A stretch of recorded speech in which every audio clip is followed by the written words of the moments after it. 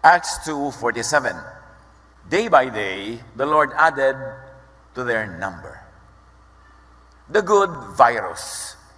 Lord, salamat po dahil mayroong good virus. Nais namin itong maunawa, nais namin itong mapasa amin at maikalat namin. Kayo po ang mangusap, magturo, magpalakas ng aming loob, magpaliwanag. Salamat po sa ngalan ng iyong anak na si Jesus. Acts 2:36. Therefore, let all Israel be assured of this. God has made this Jesus, whom you crucified, both Lord and Messiah. Peter shares the Jesus virus. That Jesus is the Son of God. That Jesus came to set people free, to save people, to love people, and to bring them into the presence of the Father. The most important virus that should be infecting everybody. And in fact, at that time, it was infecting so many people in Jerusalem. At siya ipinipigil ng mga tao para ito ay ituro. Acts 2:37. Nabagabag ang kanilang kalooban nang marinig nila ito. Kaya't tinanong nila si Pedro at ang ibang mga apostol. Mga kapatid, ano ang dapat naming gawin? Nung malaman nila na si Jesus ang anak ng Diyos, na ipinako nila at pinatay, yung pala ay siyang tagapagligtas. Because of the witness of the tongues phenomenon which happened at what we now remember as the day of Pentecost, and because of Peter's very own words, the people became vulnerable to this infection, to the Jesus infection. Naging handa ang kanilang loob at naging handa silang makinig. Acts 2:38-40. Sumagot si Pedro, pagsisihan ninyo talikuran ng inyong mga kasalanan. This is a very interesting conversation. Sabi ng mga tao, yung pala ay pinangadala si Jesus para tayo iligtas, para tayo dalhin sa Ama. Anong dapat namin gawin ngayon para tumalab yan sa amin? At sabi ni Pedro, pagsisihan ninyo ang inyong mga kasalanan. Ito kaya yung usual kasalanan? Kasi kung pinag-uusapang kasalanan dito na dapat pagsisihan, yung dati ng mga kasalanan sa listahan ng Israel, yun ang dati ng mga kasalanan sa listahan ng law, bakit pa dumating si Jesus para sila pagsisihin sa mga kasalanang alam na naman nila sa kanilang relihiyon at katuruan na kasalanan? So there's nothing new.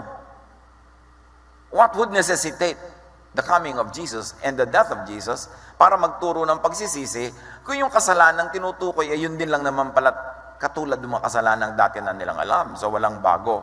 What if ang kasalanang tinutukoy na ito na dapat pagsisihan, hindi yung mga usual kasalanan na huwag magbisyo, huwag mangalunya, bagamat yun ay alam na nilang dapat pagsisihan, so hindi na dapat ulitin pa. Paano ko ang dapat pagsisihan na mensahe pala ay yung pananalig sa kautusan, sa sariling gawa, sa halip na sa kabutihan ng Diyos. This is a very big issue. Ano talaga ang kasalanan tinutukoy na dapat pagsisihan? Pag sinabi ni John the Baptist, repent of your sins, yun ba yung usual sins? Ba't pa siya dumating? Alam na ng mga tao yun. O ang tinutukoy ba ay kasalanan niya na umaasa kayo sa inyong sariling gawa? Kasalanan na sobra kayong sumandal sa law, naniwala sa law na yan na magdadala sa inyo sa Diyos. Kaya hindi kayo makarating-rating sa Diyos dahil dyan sa paniniwala nyo sa law. Yan ang naging hadlang imbes maging tulay. It's a big issue because it defines, and for us today, it redefines what salvation means. At sa pagpapatuloy ni Pedro, anong dapat gawin? Magpabautismo kayo sa pangalan ni Jesucristo. As if to underline the clear paradigm shift. Sanay na sanay nila sa mga ritual ng paglilinis. Naguhugas nga sila ng mga ulo nila, mga paa nila bago sila manalangin. Sanay na sanay nila sa ritual ng tubig. Bakit in-emphasize si Pedro? Magbautismo kayo sa pangalan ni Jesus. In other words, Peter understood, and now Peter is teaching about the arrival of the new order. You no longer get baptized and washed into the rites of the temple, into the cleanliness rules of ritualistic religion in the temple, kundi iba na. Magpapabautismo na kayo sa ibang pangalan, sa ibang sistema, sa ibang pamamaraan. At ito ay pangalan ni Jesucristo. nakapapatay-patay nyo pa lamang. Yun ang ibig sabihin ni Pedro. Kasi kung hindi new order, hindi new way, new system, bakit pa dumating si Jesus? Kung yung old lang pala, di ulitin na lang nila. Total, alam na nila yun eh. Sa pagpapatuloy ni Pedro, magpabautismo kayo sa pangalan ni Jesucristo upang kayo'y patawarin. Saan? Sa pananalig sa kautusan kaya yon? At tanggapin ninyo ang kaloob ng Espiritu Santo. So you see, the law and the Holy Spirit is always compared. So biglang ipinasok ang Espiritu Santo, ibig sabihin talagang new order ang pinag-uusapan dito. Tanggapin ninyo ang power of the Holy Spirit, which is the power of love, which is the power of forgiveness and cleansing apart from the law. At sabi ni Pedro, sapagkat ang pangako ay para sa inyo at sa inyong mga anak, at sa lahat ng nasa malayo, sa bawat taong tatawagin ng ating Panginoong Diyos. So the emphasis here is the Spirit of God instead of the carved law on cold stone.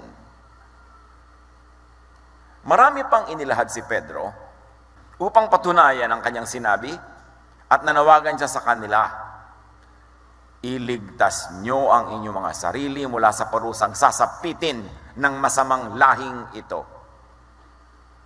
Very race and culture specific. Yung parusa na tinutukoy ni Pedro.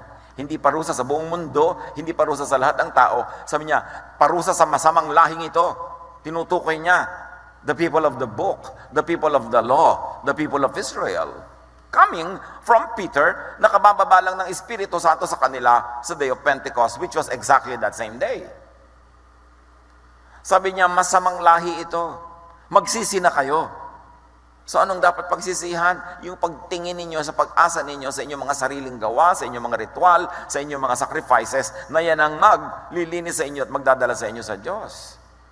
Ipinakikilala ko sa inyo ang tunay at bagong kaayusan. Ito ay sa pamagitan ng Espiritu Santo na ipadadala ng Panginoong Hesus na padala ng Ama sa langit. In other words, malaking pagbabago ang dapat maganap.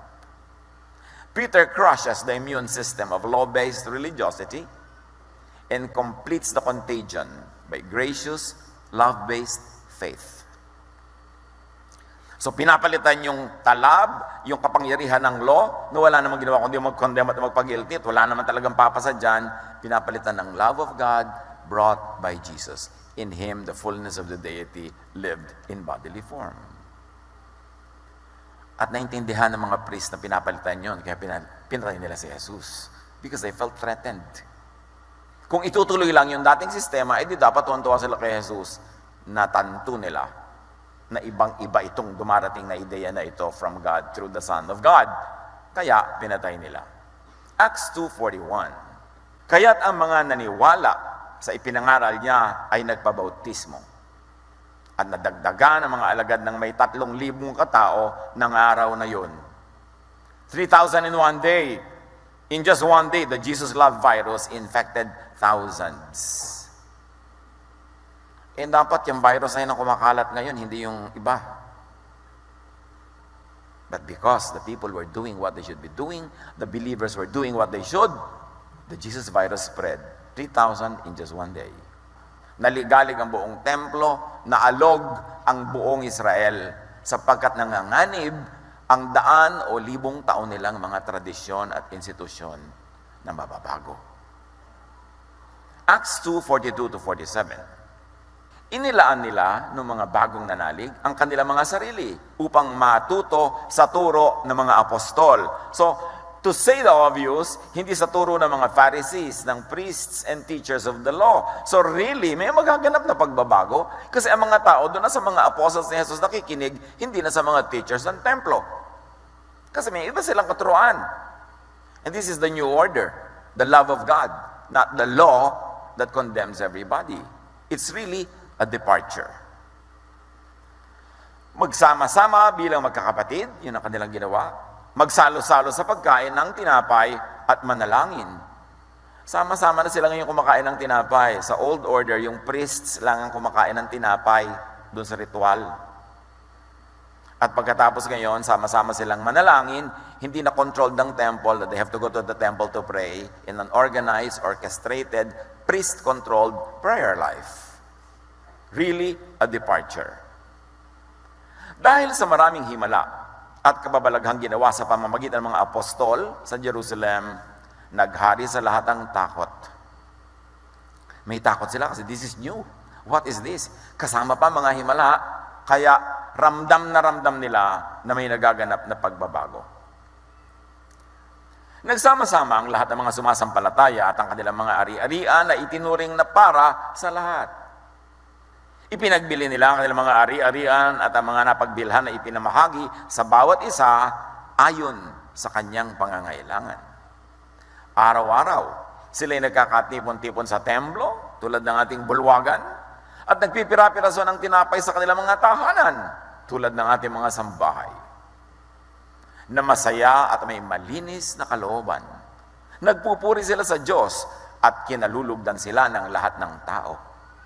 So they brought worship to the neighborhood, away from the big temple, although they met there, but they brought it down to small neighborhood home churches where they could minister very directly to the people in the neighborhood. So those infected incubated this Jesus virus and added love, fellowship, and belongingness to its potency. Sino ang makatatanggi sa ganitong pagkilos ng Espiritu? Na mga mananampalataya ay nagmamahalan, magaganda ang samahan, close to each other, they share in each other's burdens and joys. Who can resist love? Acts 2:47, at bawat araw ay dinaragdag sa kanila ng Panginoon ang mga naliligtas. Anong kahulugan kaya nito? Inililigtas sa kautusan at sa pag-uusig nito. Kasi pag pinag-uusapan natin yung kaligtasan, laging kaligtasan sa impyerno, kaligtasan sa pangangalon niya, kaligtasan sa bisyo. Kaya dahil sa expectation na yan, nagtataka yung iba, "Uy, ba't born again ka na? Meron ka pang bisyo. Uy, bakit nagba-Bible study ka na? May pride ka pa. Uy, bakit nagba-Bible study ka na? Meron ka pa rin mga imperfections." Kasi akala nila, yung pagtanggap kay Jesus ay kaligtasan mula sa kasalanan na hindi ka na magkakasala pa. Lahat tuloy nabibigo at nagtataka. Kasi iba yung expectation. Paano kung ang kaligtasan ay kaligtasan, hindi sa mga pang-araw-araw mong tunay na kahinaan na dadalhin mo na siguro hanggang hukay, although nag-i-improve tayo, pero wala naman talaga nakakarating ng perfection. So pag ang inasahan mong kaligtasan ay magiging perfect ka, hindi ka tatabla ng kasalanan, hindi ka na matutokso, mabibigo ka, which is the experience of so many people. Paano kung ang kaligtasan ay kaligtasan sa pag-uusig ng batas, kaligtasan sa parusa ng law, at kaligtasan sa guilt dahil hindi mo naman talaga masunod-sunod lagi perfectly every day. At pag naligtas ka sa ganun, meron kang heaven on earth kasi restful, peaceful ka. Sabing ganon, dumami ang naliligtas. The Lord caused the virus to spread exponentially. Ang bilis ng pagkalat, nagulo ang buong Jerusalem na ayaw ng pagbabago. Ayaw ng mga conservative kay Jesus kasi mababago ang system. Ang mga makapangyarihan ay mawawala ng kapangyarihan, ang mga nakasanayan na ay ibahin. So conservatives don't like Jesus. They had to eliminate him. Kasi para maibigin si Jesus, dapat progressive ka, that you will be open to change, that you will understand change, and you will embrace change. Kaya kay Jesus, lahat new. A new commandment, a new covenant, a new order. Puro new. New heaven, new earth, new Jerusalem. Kung conservative ka, di ayaw mo ng new. Gusto mo laging old lang. So nakasara yung isip, sarado de kandado. At hindi tayo matututo pag ganon. Acts 5:27-29. Dahil turo sila ng turo, ang dami nako-convert, nagalit ang temple, inaaresto sila. Iniharap nila sa kapulungan ng mga apostol at ang mga ito'y tinanong ng pinakapunong hari, "Hindi ba't mahigpit namin kayong pinagbabawalang mangaral sa pangalan ng taong yan?" Sinabi niya. So the temple was attempting contamination control. Ngunit tingnan ninyo ang inyong ginawa. Laganap na sa Jerusalem ang inyong itinuturo. Sumagot si Pedro at ang ibang mga apostol, "Sa Diyos kami dapat sumunod at hindi sa tao." Can you imagine? A probinsyano fisherman like Peter talking to the high priest? Pagkausap nila yung high priest, kulang na lang, dumapa sila at humalik sa lupa.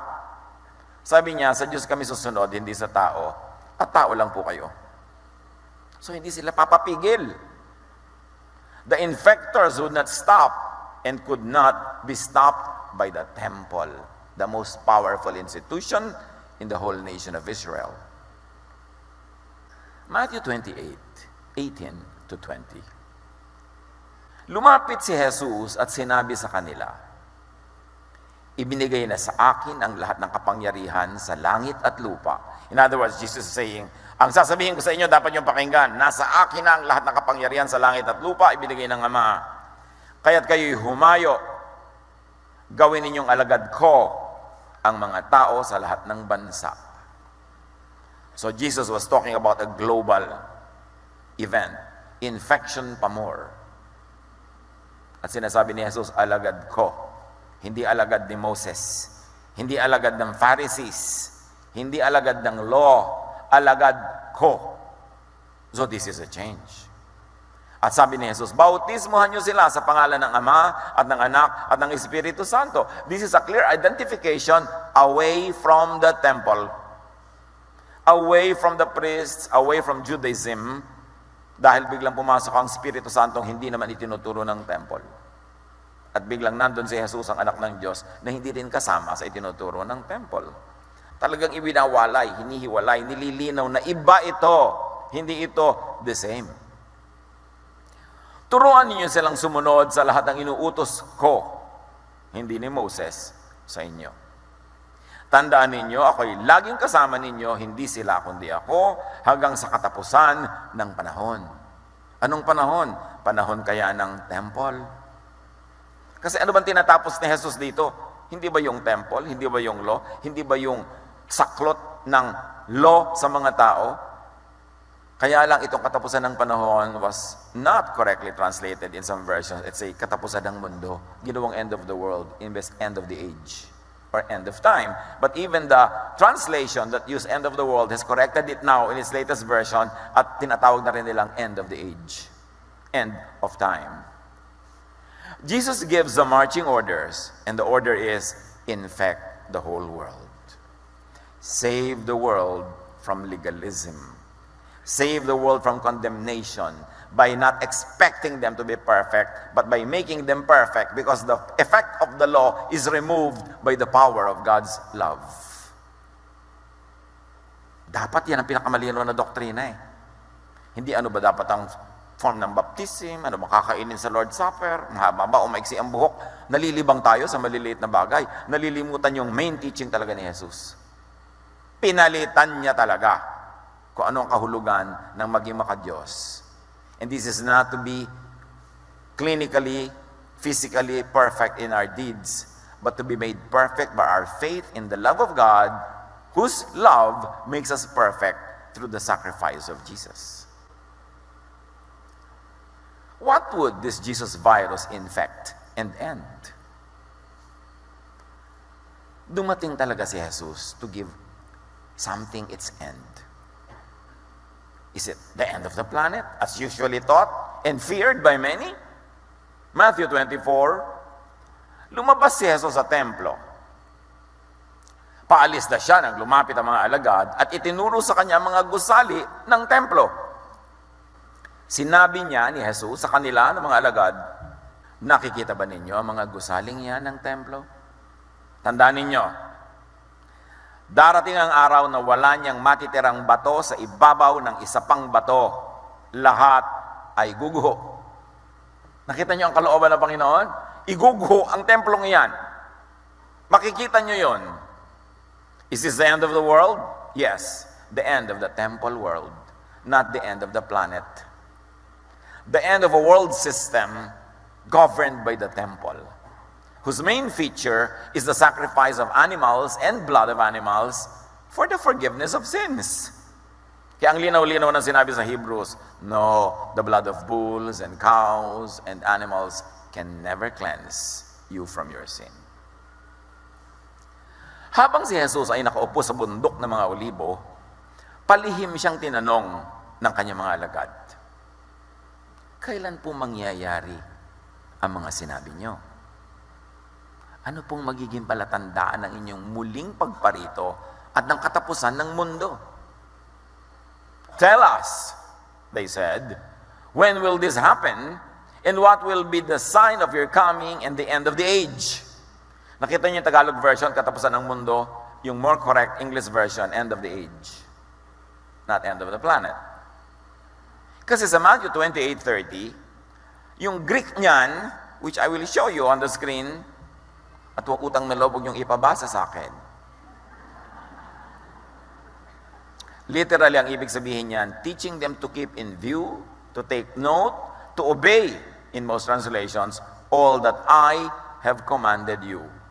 So it is the command of Jesus that really mattered. At sabi niya, and behold, I am with you to be all the days until the end of the age. Yun yung English transliteration, yung word for word of the Greek, which is also again on the screen for your appreciation, lalo sa mga scholar dyan.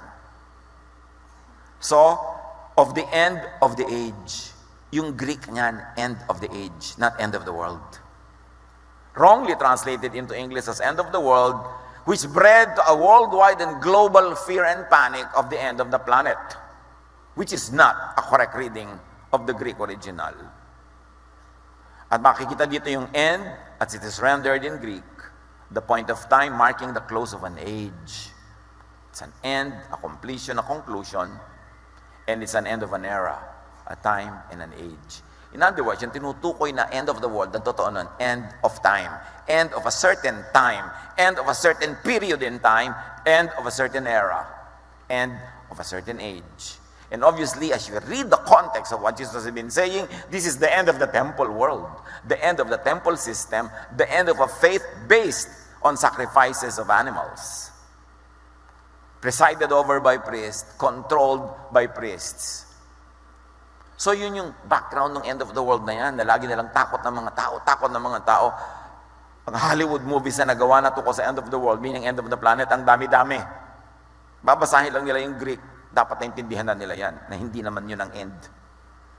Sumagot si Jesus, mag-ingat kayo upang hindi kayo maligaw ni numan. Maraming paparito sa pangalan ko at magpapanggap na sila ang Kristo, yun daw ang signs of the end of the temple world. At marami silang maililigaw. Makakarinig kayo ng mga labanan at makakabalita ng mga digmaan sa iba't ibang dako. Ngunit huwag kayong mabahala dahil talagang mangyayari ang mga yun. Tapos ngayon, yung mga tao tingmegyera, ito na po ba? Nakakatakot po. Sabi na nga ni Jesus, huwag kang mabahala. Ano ka ba? Magbasa ka mabuti. Bagamat hindi pa yan ang katapusan ng mundo, maglalaban-laban ang mga bansa at gayon din ang mga kaharian. Magkakaroon ng taggutom. At lilindol sa maraming lugar. Ang lahat ng mga ito'y pasimula pa lamang ng mga paghihirap at tulad ng isang babaeng nanganganak. Pagkatapos ay kapupuotan kayong lahat dahil sa inyong pagsunod sa akin. Isasakdal kayo upang pahirapan at patayin. At dahil dito'y marami ang tatalikod sa kanilang pananampalataya. Mapopuot sila at magtataksil sa isa't isa. Marami ang mga magpapanggap na propeta at ililigaw ang mga tao. Lalaganap ang kasamaan, kaya't manlalamig ang pag-ibig ng marami. Ngunit ang manatiling tapat hanggang wakas ang siyang maliligtas. Saan? Sa dilubyong yon. Tapat saan? Tapat sa teaching ni Jesus, which is love. The God of love is in Jesus. Pero pag bumalik ka, nag-backslide ka sa katapatan, sa kautusan, sa templo, sa animal sacrifices, hindi ka maliligtas. Meaning, hindi ka maliligtas sa guilt. Hindi ka maliligtas sa parusa kasi ipinapalagay mo uli ang sarili mo sa ilalim ng batas na yon na nagpaparusa sa iyo. Ipangangaral sa buong sanlibutan na magandang balitang ito. Ano magandang balita? Na hindi na law, love na. Hindi mo na kailangang mamatay para ka maligtas kasi idinedeclare ka na ng Diyos na sinless and holy out of His love. And because Jesus cleansed all of the sins that people were afraid of. So, magandang balita yun. Ang magandang balita, hindi ka na i-condemn. Manalig ka sa Diyos through Jesus. Mag-a-apply sa iyo ang bagong sistema. Hindi ang sistema ng law, hindi ang sistema ng temple, but the system of God's unconditional love and acceptance. Ipangangaral sa buong sanlibutan ang magandang balitang ito tungkol sa kaharian ng Diyos upang magsilbing patotoo sa lahat ng mga bansa. Na ipangaral na ba? Pag inanalyze natin yung Pentecost, and according to Jewish standards, the whole world was assembled in Jerusalem at that time because all the Jews living in known countries were gathered in Jerusalem for the festival. Doon dumating ang Holy Spirit, doon bumaba sila Pedro at nangaral, yung pinag-uusapan natin kaninang pangaral, na libu-libong mga tao ang tumanggap. Yes, nakarating na sa buong mundo ang mensaheng yon. Hindi ibig sabihin yung magiging mga misyon, nasasakay sa mga barko, kung ano-ano pa. Because all the nations were assembled in Jerusalem at that time, considering how Israel and Israeli culture defined the world and the nations. At saka darating ang wakas. In other words, if you like to read it that way, and it's one option of reading. If you don't want to read it that way, don't.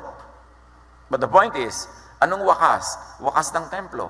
Pag na-declare na ito, na ang kaligtasan ay sa pamamagitan ni Jesus, ang kaligtasan ay hindi sa pagsunod sa batas, kundi now you are exempted dahil wala ng batas, you are made clean, not because of your obedience, but because of God's love and declaration of your innocence in spite of your real guilt. But because of your faith in Jesus, you are made clean. That's why Jesus is Savior. Sabi ko, pag na-declare na ito, magwawakas na ang mundo ng temple. Patuloy ni Jesus. Kapag nakita ninyong nagaganap na sa dakong banal, ang kasuklam-suklam na kalapastangan ng tinutukoy ni Propeta Daniel, at may parenthesis pa, kunawain dito nagbabasa, kasi maraming nangyari sa panahon nila ng first generation Christians that were considered abominations sa temple. Maraming nangyari doon naganap na hindi katanggap-tanggap by their own standards and culture. Sabi pag ni Jesus, pag nakita nyo yan, ang mga nasa Judea ay dapat tumakas papunta sa kabundukan.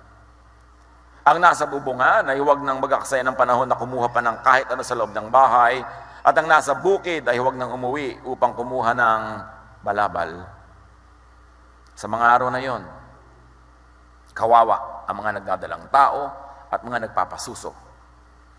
Ipanalangin ninyo na ang inyong pagtakas ay huwag mapataon sa taglamig o sa araw ng pamamahinga, kasi baka hindi kayo tumakbo.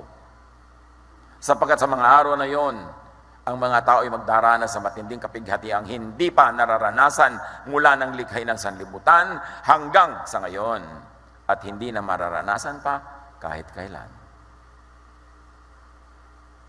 The destruction of Jerusalem happened in AD 72. The dispersal of the Jewish people from Palestine happened at that time because of the Jewish revolt. Nag-revolt ang mga Hudyo laban sa Roma. Nagpadala ang Roma ng kutakot-takot ng mga sundalo, mga kawal, giniba ang buong Israel, lalo ang Jerusalem, at higit sa lahat ang templo. Natupad ang sinasabi ni Jesus, walang batong matitira sa ibabaw ng anumang nandyan ngayon. Yung mga nagpupunta sa Israel, bagamat it's still a very interesting archaeological place, akala nila naglalakad sila sa mga kalyang nilakaran ni Jesus, pumupunta doon sa building na pinaggawaan ng Lord's Supper, ek-ek lang ng tourism yon. Walang natirang bato doon, sabi ni Jesus. At nangyari talaga yon, giniba yon, todo. Outside of the Colosseum in Rome, I wonder if many of you have been there, meron doong Ark of Constantine. And another ark of another emperor. At nakauka doon yung pagsira ng Jerusalem, yung pagkuha ng malaking menora sa temple at dinala sa Rome. Nandun hanggang ngayon, makikita nyo. This event is commemorated. At kung iisipin at pag-aaralan talaga ang sinabi ni Jesus, lahat ng sinasabi niyang ito ng mga babala naganap from His time up to AD 72. Kutakot-takot ng mga lindol ang naganap, kaya pagka pumupunta kayo ngayon sa Europe at saka sa Middle East, o kaya sa Mediterranean, puro guho yung mga lumang building, di ba? Nangyari talaga yung mga lindol. Nangyari talaga pag pinasa nyo sa history ang mga babala, mga guto, mga hirap, mga giyera. Sabi ni Jesus, magaganap ang lahat ng ito. Pag nakita nyo ang mga ito, matatapos na ang mundo. Matatapos na ang panahon. Yung panahon ng templo, yung mundo ng templo. At sa patuloy ni Jesus, at kung hindi pinaikli ng Diyos sa mga araw na yon, walang taong maliligtas. Ngunit alang-alang sa mga hinirang, pinaikli ng Diyos ang mga araw na yon. Kung may magsasabi sa inyo, narito ang Kristo o naroon siya, huwag kayong maniwala. sapagkat may lilitaw na mga huwad na Kristo at mga huwad na propeta. Magpapakita sila ng mga kamangamanghang himala at mga kababalaghan upang iligaw, kung maaari, maging ang mga hinirang ng Diyos. Tandaan ninyo, ipinagpauna ko nang sabihin ito sa inyo. Kaya't kung sabihin nila sa inyo, naroon siya sa ilang, huwag kayong pumunta ron. Kung sabihin naman niyang, naroon siya sa silid, huwag kayong maniwala. Sapagkat, darating ang anak ng tao na parang kidlat na gumuhit mula sa silangan hanggang kanluran, which, poetically, happened at Pentecost. Sabi kasi ni Jesus, hindi ako magtatagal na wala, hindi kayo mag-iisa, ipapadala ko ang Espiritu Santo. So yung pag-aabang kay Jesus, nung dumating si Espiritu Santo, dapat ka na rin maisip na, ito na rin yun, kasi pangako niyang itong ipapadala niya eh. And besides, the Spirit, the Father, the Son, one yan. At nakita nila na dumadagungdong na tunog mula sa langit ang naglanding sa bubong ng bahay na kinalalagyan ng mga disciples at the day of Pentecost. Kaya sabi niya, parang kidlat na gumuguhit mula sa silangan hanggang sa kanluran. In other words, it's going to be very visible and audible kasi ang kidlat talaga naririnig, nauuna lang makita. Pero mamaya kukulog. Pagkatapos, sabi ni Jesus, lilitaw sa langit ang tanda ng anak ng tao at mananangis ang lahat ng mga bansa sa daigdig. Makikita nila ang anak ng tao na nasa alapaap na dumadating na may dakilang kapangyarihan at kadakilaan. Sa hudyat ng malakas na tunog ng trompeta, and remember, the arrival of the Holy Spirit at Pentecost was accompanied by sound. Susuguin niya ang kanyang mga anghel sa apat na sulok ng daigdig at titipunin nila ang mga hinirang mula sa lahat ng dako. Exactly what happened at Pentecost. Yung mga libu-libong na convert, sila yung mga hinirang mula sa iba't ibang bahagi ng mundo na natipon sa Jerusalem nung araw na yon dahil may piyesta. Kapag nakita ninyo ang lahat ng ito, malalaman ninyong malapit na siyang dumating, halos narito na. Tandaan ninyo, ito mga kapatid, ang tandaan nyo rin. Sabi ni Jesus, magaganap ang lahat ng mga ito bago maubos ang saling lahing ito. Malinaw ba? Sabi niya, lahat ng pagdurusa, lahat ng hirap, lahat ng mga giyera, lahat ng mga lindol, lahat ng darating ng mga tunog na yan, mga kidlat-kidlat, ang pagbabalik ko, lahat ng yan, magaganap bago kayo mamatay, mga original hearers ko. So, it happened during the time of the generation of His original believers and hearers. Unless may mga buhay pa hanggang ngayon, nakausap niya nun. Sabi niya, magaganap ito bago maubos ang saling lahing ito. Ba't hindi ito pinapansin ng marami? Takot na takot sila sa Revelation. Eh kung naganap na lahat ang sinasabi sa Revelation, kasabay nito. Because na-expound into details yung mga ito. Alam nga naman, yung sumulat ng Revelation, susulat sa panahon na yon, para sa isang event na hindi pa pala magaganap in the next 2,000 years. Why warn them for something that will not happen in their time?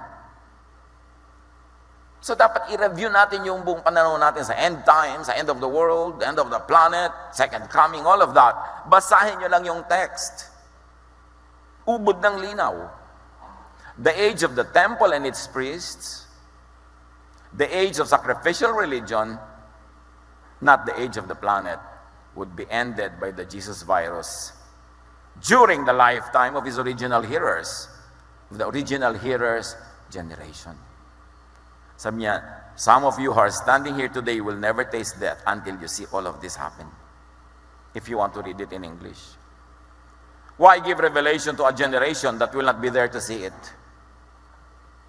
So sabi ni Jesus, magaganap ito agad, hindi sa matagal na panahon.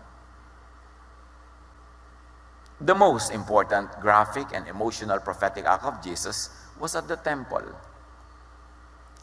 We give so much value to the crucifixion, and indeed, it is very valuable, pero hindi nabibigyan ng tamang diin at halaga at pansin ang ginawa ni Jesus sa templo. Imagine this. Abang ng abang ang mga tao sa kanilang tagapagligtas. Ang akala na iba, tagapagligtas mula sa political might of Rome and other powers, tagapagligtas mula sa sarili nilang elite or political system. Dumating si Jesus. Imbes na kasakay sa malaking puting kabayo, which is what the tradition should expect, nakasakay sa maliit na buriko. Donkey. Iba, di ba?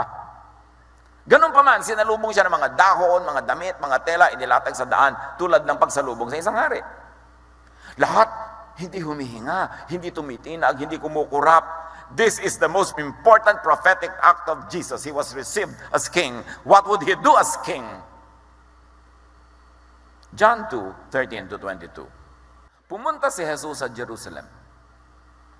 Nakita niya sa templo ang mga nagtitinda ng mga baka, tupa at kalapati, at ang mga namamalit ng salapi. Puro ito tungkol sa sacrifices business. Negosyo ng templo. Kumuha siya ng lubid at ginawa niya itong panghagupit. At ipinagtabuyan niya ang palabas ang mga nagtitinda, pati na ang mga baka at tupa. Isinabog niya ang salapi ng mga namamalit ng pera at pinagtataob ang kanilang mga mesa. Ito ang ginawa ng hari na dumating. Naghari siya, pinairal niya ang kanyang kagustuhan. Pinagsabihan niya mga nagtitinda ng kalapati, alisin ninyo rito ang mga yan. Huwag ninyong gawing palengke ang bahay ng aking ama. In other words, tigilan niyo ang kalakal ng kaligtasan. Tigilan nyo ang mga kabalbalang yan. Hindi yan gusto ng Ama. Itinuturo yan ng mga pari ninyo kasi gusto nila kumikita sila, pero hindi yan ang kalooban ng Diyos. Dumating si Jesus as hari. Ito ang singular act niya na ginawa as hari. Pinaghahagupit niya yung mga tao, pinagtabuyan niya. Meron ba siyang karapatan? Yes, he is the king of the world. And yes, the nation was profaning the word of God and the will of the Father in heaven. Yes, that was righteous indignation. At dito lang siya nakita nagalit ng ganito. Anong pinagalitan? Yung temple, yung sacrifices, ipinagtabuyan, ipinaghagisan ng mga pera. This is rage. Kasi sobrang nadudungisan ang tunay na kalooban ng Ama.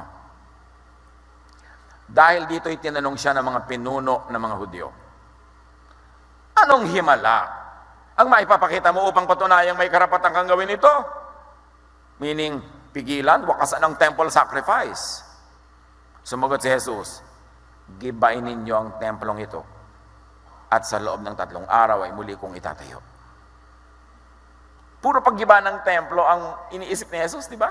Sinasabi niya, walang batong matitira sa ibabaw ng kapwa bato. Tapos ngayon maraming nahuhumaling ng mga Kristiyanong buuin muli ang templo sa Jerusalem. Kaninong kalooban ang kinakalaban nyo? Sino ang paglilingkuran nyo? Yung mga pari doon, yung law uli. At pag nabuo yung templo uli, anong gagawin natin? Mag-aalay na lang tayo ng mga baka? Inialay na nga ni Jesus. By one single sacrifice, He has perfected for all time the sacrifice for all sins. Why build the temple again? Nahuhumaling tayo, inuuto tayo ng marami para sumali sa kanyang mga project. Samantalang paulit-ulit na tema ni Jesus, gibain ng templo, gibain ng templo, itatayo ko muli at siya yung templo. So pag nagtayo ka ngayon ng batong templo, kinakalaban mo si Jesus na siyang totoong templo. At pagkatapos, inilipat pa niya ang templo sa puso ng bawat mananampalataya na naging templo tayo ng Espiritong Banal. Hindi natin kailangan ng templong bato, part or full, buo o giba. Tayo ang templo ng Espiritu. Jesus democratized heaven. Jesus brought heaven down. Kaya ang sabi ng dasal, mapasa amin ang kaharian mo. Thy will be done on earth as it is in heaven. Hindi tayo dadalhin sa heaven, ibababa ang heaven. There will be a new heaven, a new Jerusalem. Ibig sabihin, not that old one. A Jerusalem in your heart. A temple in your heart. Dapat natin itong unawain para hindi tayo nahuhumaling sa kung ano ng mga pantasya ng mga nagtitinda ng relihiyon.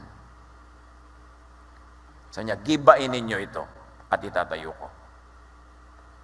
Jesus saves from condemnation and punishment by the law, from guilt and fear and worry and anxiety caused by the law. Jesus saves by God's declaration of unconditional love and acceptance apart from the law. Doon tayo iniligtas. Jesus gives peace and rest this way. Not by expecting you to be 100% perfect dahil tinanggap mo na siya. Kasi ang expectation ng iba, lalo lang tayo nahihirapan, nagkukunwari, nagpapanggap, and we judge one another. Kaninang umagang-umaga lang, may nabasa ko sa Facebook na nagtatanong ng isang very valid question ng isang asawa. Pero ang tanong niya, nasa po kaya ang Holy Spirit sa husband ko? Sabi ko, iha, huwag mo nang idawit ang Holy Spirit sa usapan natin. Ayusin niyo mag-asawa yan kung anong gusto mo, anong gusto niya. Kasi gusto niyang i-blackmail yung asawa niya. Di ba? Born again ka na? Di ba may Holy Spirit ka na? Bakit ginagawa mo pa rin yan? Yan ang pang-blackmail ng mga iba eh. Di ba? Nagba-Bible study ka, bakit ganyan ka? Ang point, yes, pero hindi naman yung pagba-Bible study ko ang nagliligtas sa akin eh. Nag-i-improve ako, bumubuti ako dahil ka-Bible study, pero sa lahat ng kulang pa sa akin, pinuno na yun ni Jesus. Isinave ako hindi mula sa aking nature, kasi yung nature ko, bit-bit ko pa hanggang kamatayan. Isinave ako mula sa kaparusahan na ibinibigay ng law ni Moses dahil sa aking sinful nature. Linawin niyo kung saan kayo ligtas. Ligtas ka sa condemnation. Hindi ibig sabihin, ligtas ka na magkamali. Nagkakamali pa rin tayo lahat. Kaya nga sabi, we sin. We have an advocate before the Father. Hindi yan license para mag-sin.